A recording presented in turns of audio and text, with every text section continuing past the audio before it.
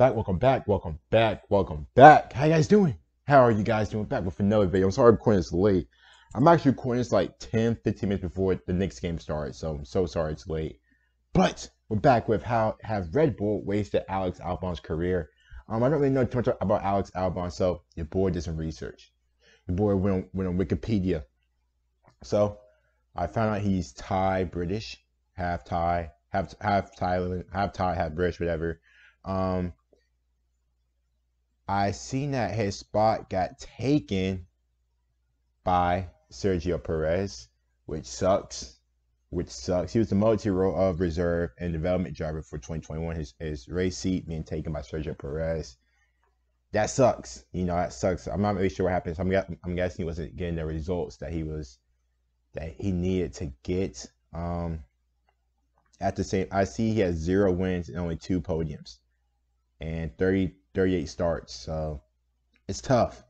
And I think they expected better for him. So I'm assuming he was Verstappen's teammate until Perez took over. So it sucks about how Alex Albon, how do you say his last name, got his spot taken. And then he was due to drive for Williams in 2022, replacing George Russell, who moves to Mercedes.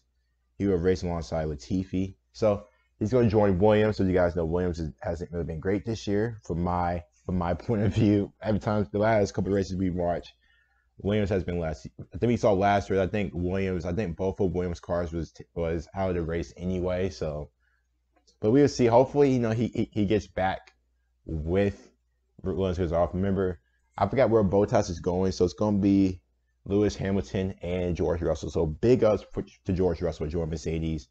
But it's supposed to drive for Williams next season. Looking forward to it. But anyway, let's go ahead and get to the video. But before the video starts, you guys don't get to like and sub. Comment down below. You got thoughts and reactions to the videos. Let's go ahead and start, man. Very, very looking forward to it. Very, very, very looking forward to it.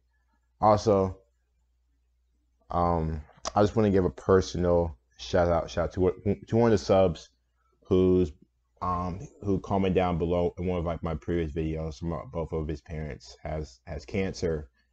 Scary feeling. We're all praying for you, health, safety, stay strong. You know, I tell you guys this all the time. You know, if you guys ever need me, if you guys ever need someone just to talk to you, even if it's me, you know, if you want to just talk to me, hey, you know, how you doing? Even just checking in, hey Chaz, how are you? You know what I mean? I'll happily reply back. So that's just my little 2-second statement. Like I said, we're all praying for you, bro. Please stay strong. We're here if you need it to. Your parents are gonna pull through and fuck cancer. So without further ado, let's go ahead and get into the video, man. Stay strong, my boy. I think it's safe to say that Red Bull have a pretty poor track record with keeping John their Warren, drivers. Over the years, they've had over 85 drivers in their junior program. Whoa, and do you know how many of them? Missed it. Let me shut up and start over. I think it's safe to say that Red Bull have a pretty poor track record with keeping their drivers. Over the years, they've had over 85 drivers in their junior program. And do you know how many of them managed to get to the main team and stay? How many you think, you guys? How many you think? There for more than a year? How many you think? I'm going with 5. I think 5 drivers have managed to stay for over a year. 3. But then again, that's to be expected, seeing as Helmut Marko can only see true talent if they stand on his run. The latest victim of Red Bull's genius selection strategy is Alexander Albon, who's only just been fired from his seat at the team off the back of what can only be described as a shambolic season. In his place, Red Bull chose to sign Sergio Perez, making this the 3rd teammate for Lord Verstappen in 3 years. Whether Sergio Perez will experience the same fate as his predecessors is still up for debate, but I think I'm right in saying that he signed that contract knowing he's going to be Max Verstappen's slave for this year. So with Alex Albon being the 3rd person to have vacated the Red Bull second seat in 3 years, and with no F1 driver ahead of him, we have to ask ourselves, has Red Bull ruined Alex Albon's career before it's even really started? So it's Alex Albon, not Albon. Alex Albon. Okay. So without any of my usual waffle, let me get straight to the point here. If Sergio Perez manages to hold his own against Verstappen next year, then we have to draw the conclusion that Alex Albon just wasn't good enough for the team. But then again, when he first joined the team halfway through 2019, he looked to be a really promising driver. So where did it all go wrong? I, like basically every single other F1 fan, would say that the place where everything started to go wrong for Albon was the Brazilian Grand Prix, where Lewis Hamilton took it upon himself to torpedo him out of what looked like it was going to be a maiden podium. podium. Even with that incident in 2019, it looked like Albon had got back into a groove in 2020, and he was on course to potentially win the race in Austria, until Lewis Hamilton pulled almost the exact same trick as he did last time in a bid to remain the only British-born driver to win a race. Alright, so you guys know I like Lewis Hamilton, but man, 2 years in a row, you're taking out Alex. Golly. He could be the second British-born driver, they said. Golly, Lewis, what you doing? What you doing? Feeling a certain type of way? Let the man eat. You can't take all the dubs. Let the man eat. Let the man get podium. Let the man get top 3. Let the man eat. Jeez. In 2020. We've seen with Pierre Gasly that a talented driver can be put into the Red Bull second seat and still struggle, but with Alex Albon all we got was proof that he can occasionally finish on the podium in the second best car on the grid, which is about as much achievement as winning a race in the 2020 Mercedes. That said, we have to remember that Albon only got half a year of preparation before facing what was effectively the final boss of his F1 career. Sure, other drivers have held up better than Albon and Gasly did against Verstappen, but hear me out here. Firstly, to compare a normal racing driver to the god that is Max Verstappen is always going to be an unfair challenge. Yeah. Max has the whole Red Bull garage wrapped around his finger, and even the way the car is built reflects his needs. That would be fine for So basically, Verstappen runs Red Bull, damn near, you could say. But Max Verstappen is Red Bull. He is Red Bull. Max Verstappen is Red Bull. Oh, jeez. I didn't know he was like that. I didn't know he had these boys wrapped up like that. Golly.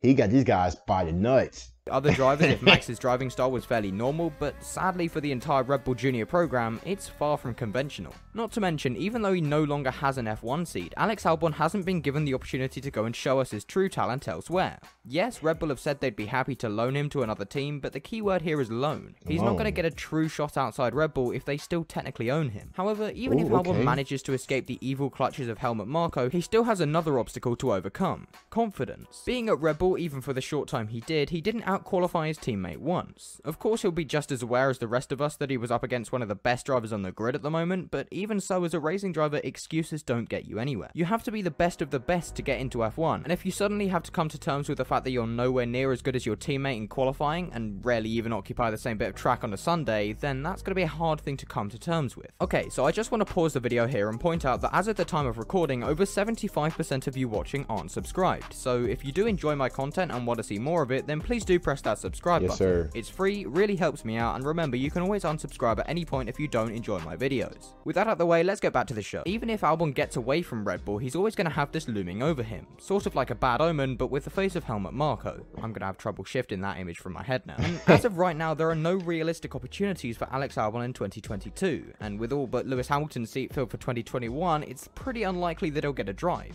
unless Sergio Perez catches COVID-19 again. So getting back on topic, was Alex Albon's career wasted?